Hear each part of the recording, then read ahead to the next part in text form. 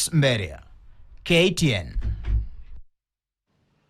Thank you for that report, Davis Mberia. Now, East African countries have been called upon to crack down on the Gen Z and activists fighting for good governance and change.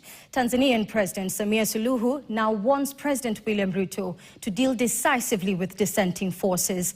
As Martin Opio reports, President William Ruto's tour of Tanzania culminated into his address to Tanzania's parliament in Dodoma, where he emphasized the need for the two East African countries to deepen investment ties and avoid divisive narratives. The meeting between the two countries took a twist, with President Samia Suluhu calling for discipline against those agitating for good governance, especially the Gen Z movement. Tunazungumza jinsi ya kudeal na hawa watoto wetu watovu wa adabu wanaojiita nani hilo jina wao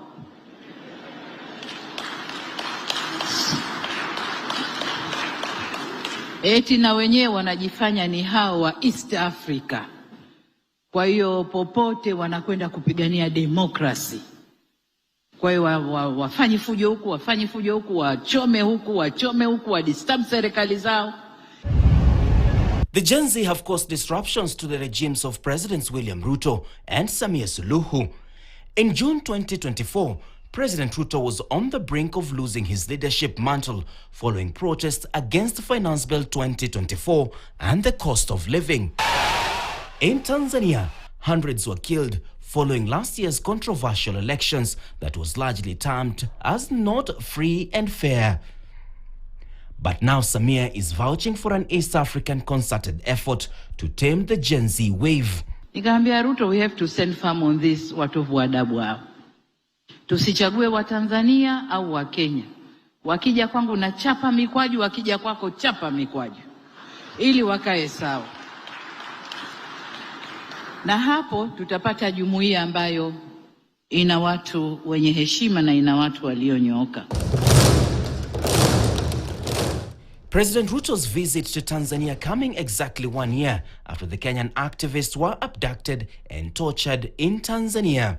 In May 2025, exactly 1 year ago, Tanzanian authorities detained and deported several foreign activists and lawyers, mainly from Kenya and Uganda, who arrived to observe treason trial of opposition leader Tundu Lissu. Figures targeted included former Chief Justice Willy Mutunga, PLP leader Martha Karua, and activist Boniface Mwangi. President Samia Suluhu justified the expulsions, accusing them of interfering in internal affairs. Ruto's visit directly coincides with the anniversary of the fateful turn of events. There has been a sharp criticism of how East African leaders are handling dissenting voices, with Suluhu maintaining that foreign models should not be used as a reflection of democracy in East Africa. Neno demokrasi lisituchafulie nchi zetu wala mila zetu wala desturi zetu. Demokrasi haina formula. Demokrasi ya kule mbali tofauti na ya kwetu huku. Sisi kwetu tuna mila zetu na desturi zetu zinazokwenda na hiyo demokrasi. Kwa hiyo kwa namwambia mwenzangu, hebu tusimame mguu sawa kulinda hizi nchi zetu. The climax of the visit was President Ruto's address to the Tanzanian parliament, where the president vouched for trust, terming it as the biggest barrier to regional integration. It is this enduring foundation of shared history, shared sacrifice, and shared purpose that finds expression in the ties that bind Tanzania and Kenya today. Ruto becomes the second Kenyan president to address the Tanzanian parliament after President Daniel Moi in 2002. Martin Opio, KTN.